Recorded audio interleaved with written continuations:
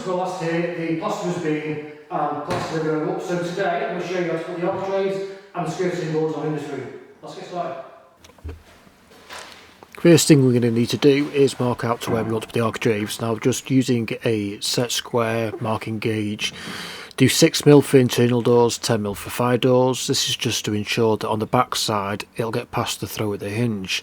So mark the top corners and then go down the legs of the doors, and then we'll use these for setting the architraves in a little bit.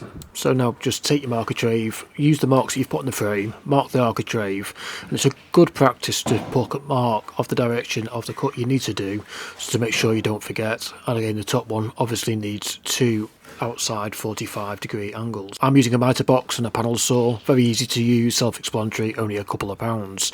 Of course, if you have got a miter saw, use a miter saw because it's so much easier, quicker and cleaner.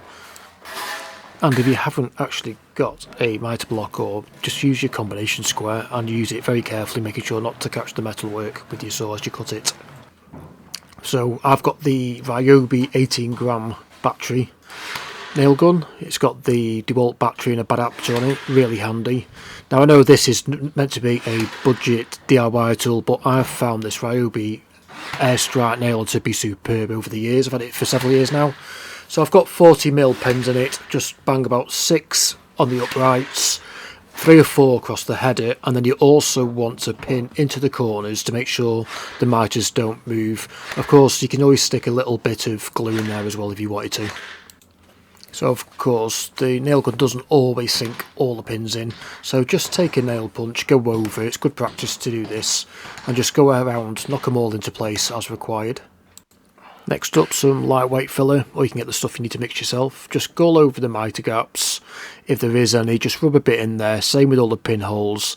I know some of you are going to argue that these steps are in fact for the decorators, but I always like to do it anyway as a matter of course, because the job does look neater as I leave the premises. But obviously some of you will be doing this at home as a bit of a DIY job.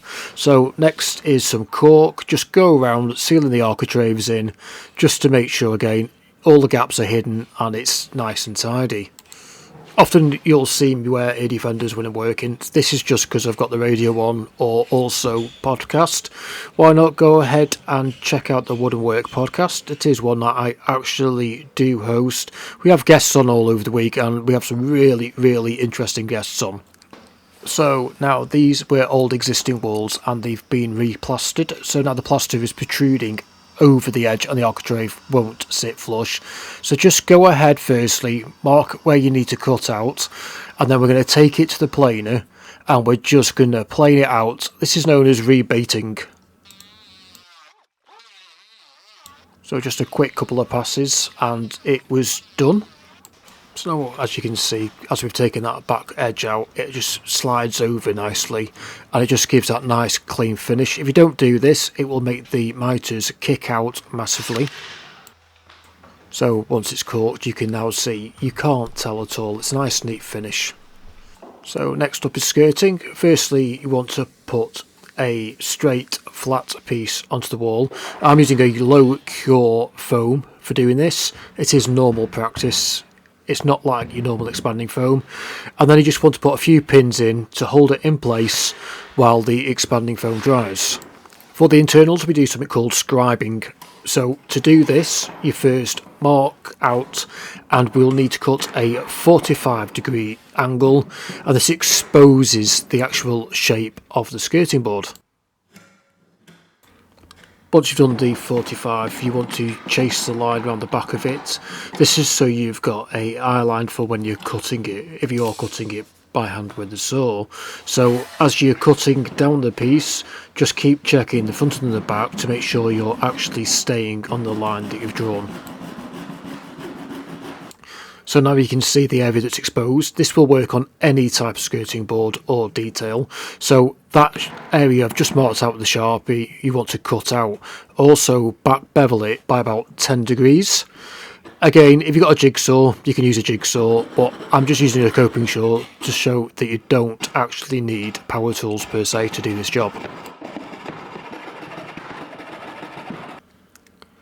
Quickly tickle it up with a nice little sanding block or a bit of sandpaper to make it nice and clean. And now you can see as we slide it up, it's a perfectly nice tight joint. So to do externals, it's known as miters again. So firstly, put the piece of skirting board up on the wall and mark the back edge. Then take this and cut it as a 45 degree and then just fix it back as normal.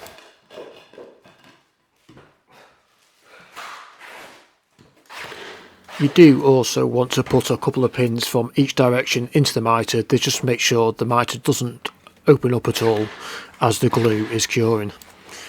If you're doing small little pieces, I'd often glue them up and do them away from the actual wall where they need to be fixed.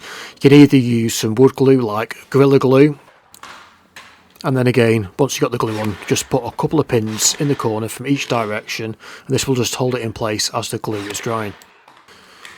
So as you can see from this piece, I've assembled it away from the wall, and then it just slides into place, and it's got a nice and tight. And again, go around and tidy it all up with some cork. Sometimes you'll need just to finish the board or stop the board. There's several ways to do this. The first is the standard 45 degree return into the wall. To do this, you first cut a 45 degree bevel. On the opposite piece, you turn it facing the other way, cut the 45, move the saw to 0 degrees so you end up with this little tiny triangle piece. Easiest way to join this is using a bit of super glue and accelerator. Just place super glue on one bit, accelerator on the other bit, and press them together so they are stuck together. I tend to use O3A adhesives. I'll leave links to the products in the description down below. And that's the first way we're completed. Next up is the 22.5 degree bevel into the wall. So to first do this, we set the saw to 22.5 degrees and cut a bevel on one piece. First set the saw to 45 degrees and cut a piece, then swap the bevel over to 22.5 degrees, cutting along the line to give you a nice little tiny triangle piece again. Then again, just glue the two pieces together using a bit of glue and activator, and there we have it. That is the second way you can finish it into the wall. Next up is the 90 degree return to the floor. First set the saw to 45 degrees, then just go ahead and cut the first piece at this. Next we'll swap the saw to 45 degrees the other direction and do the first cut.